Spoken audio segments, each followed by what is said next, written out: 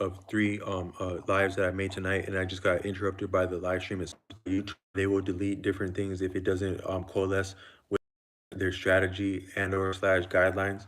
But even when you were to make a discussion about like things like medicine, that's a little bit of a iffy topic. So I don't know what will land, and so it could make some of these statements, this second video, a little bit out of context. But I was referencing is that I had a family member for a long time that wanted me to participate in inoculation of medication that alters a person's disposition, but also to their very hunger.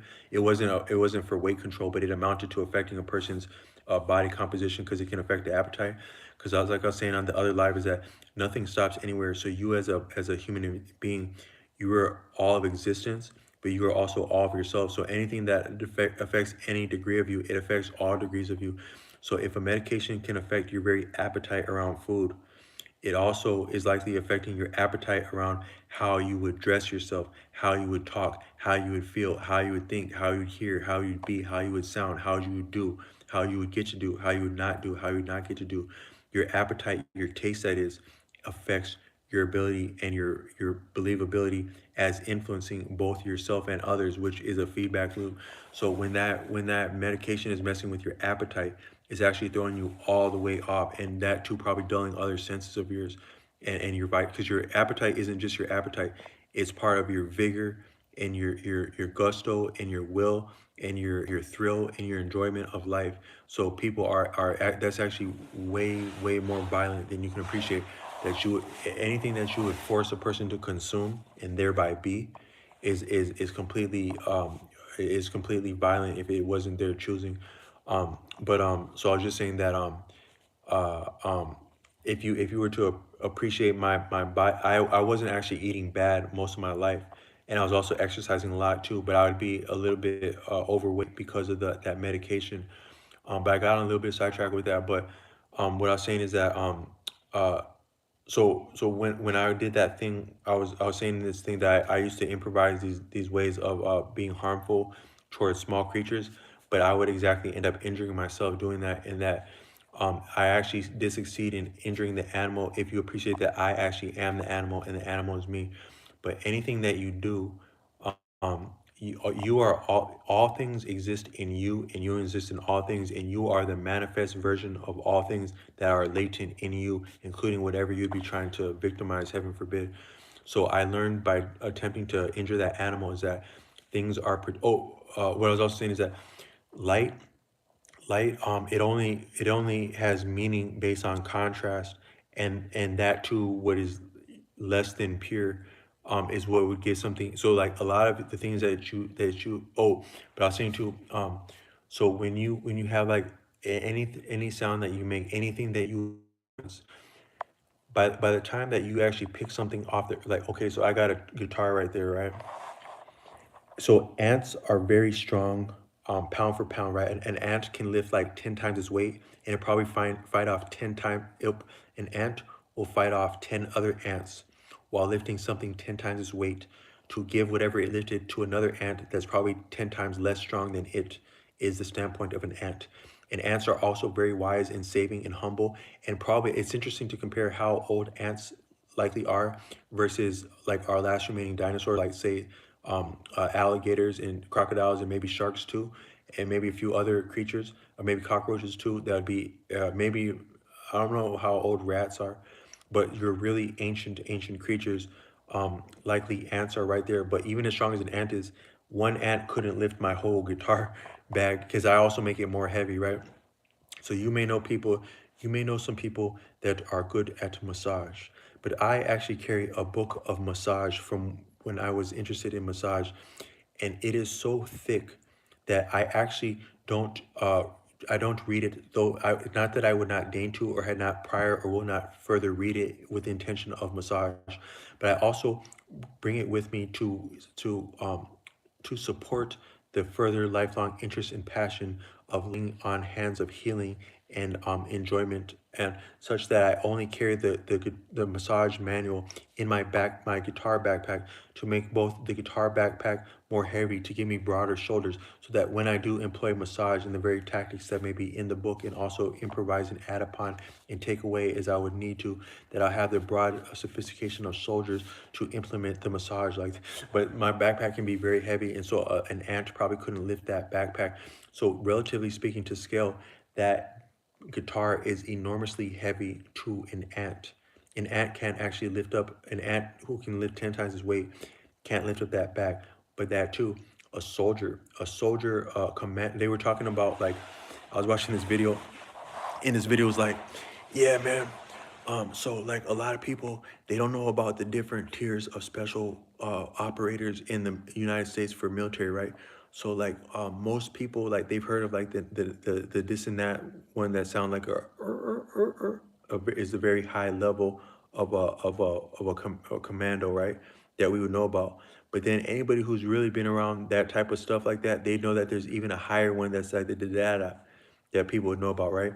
But I actually, people don't know that some of your state schools, like they have certain functions. Like you have like some state schools in Texas, some state schools in Florida that were a lot about giving you some of your great people around agriculture and food, that support agriculture and food the whole country over, and thereby the whole world over.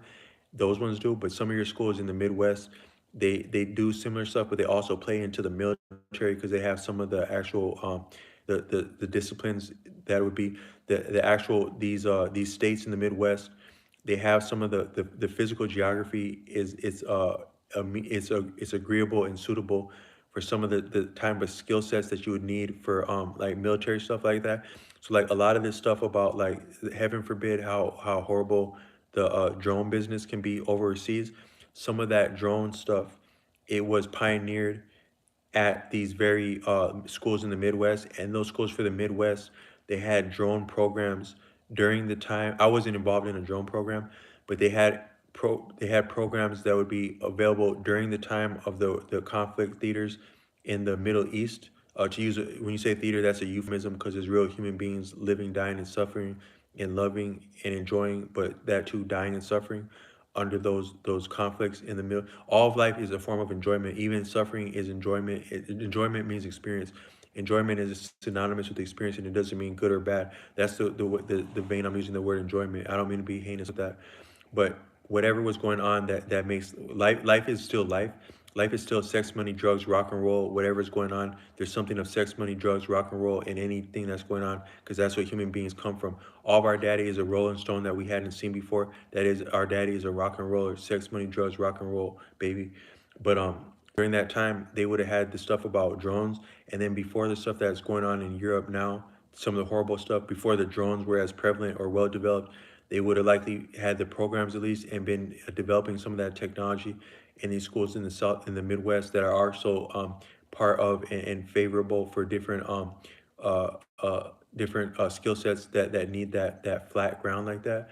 So some of them actually are they're venues for where you'd have a lot of military presence, um, and so or understanding. So I had heard about these higher tiers of like special stuff, like you have the and then you have the da da da, and then you have even more crazy stuff that's like along the lines of like 007, but it's actually as savvy as the military stuff.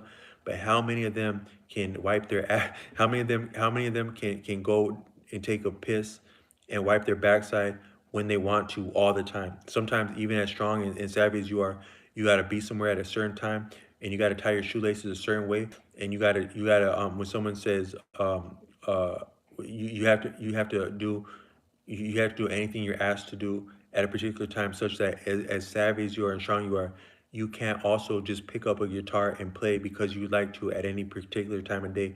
Even though you're the biggest badass, you can't actually. Even though you're the biggest badass, when you're in the line of duty, or or committed to training, you can't actually just lift up a guitar when you would want to and as you want to. So a guitar might even be too heavy for uh your most convincing commando or secret agent. 007. He's secret agent man, secret agent man.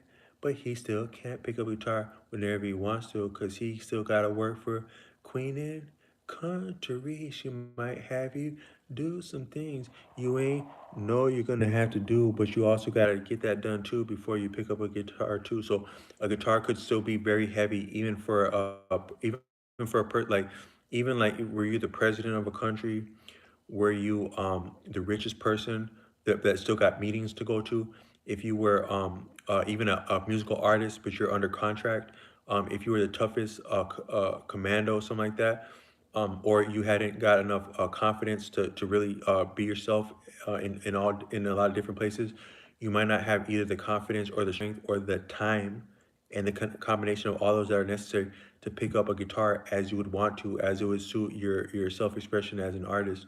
So it can be very heavy to pick up a guitar. So you could say that were you to pick up anything, you actually alter the entire universe. You pick up the universe allows you to move the entire universe as far as that thing goes.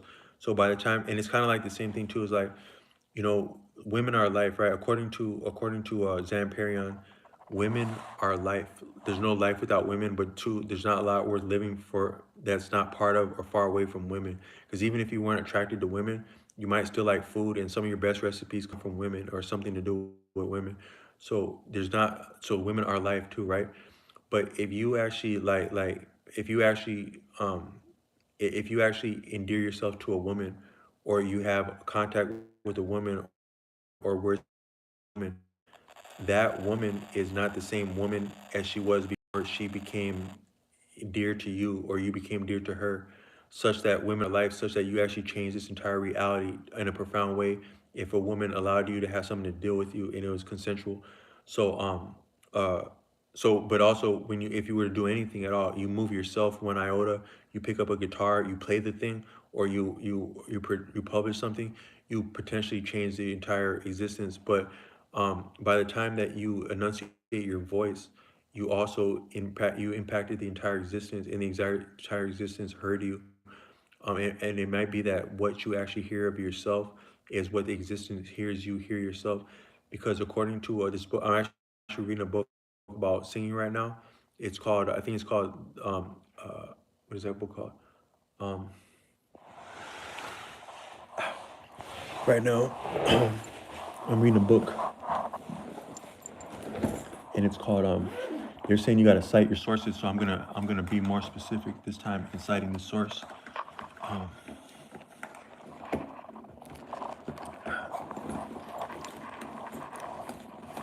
so right now, I'm reading a book called Complete Handbook of Voice Training by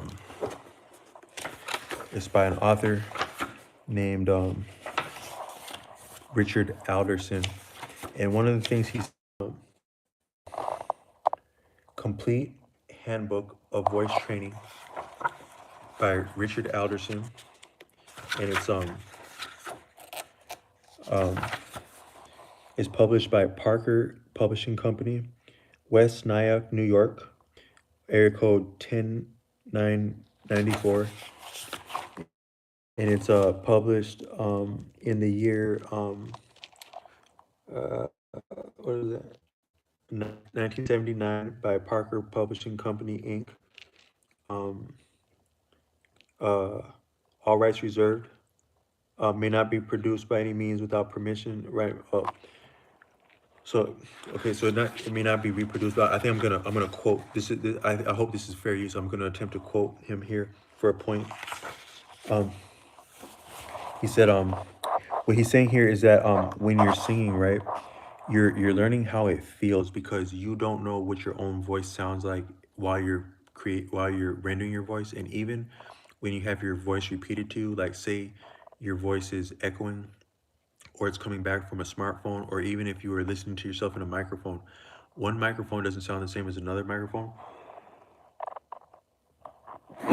Neither does one auditorium or improvised auditorium or device or iteration of a device sound the same as another. So you can't actually be entirely certain what you sound or even look like, even like as I'm looking at myself in the smartphone.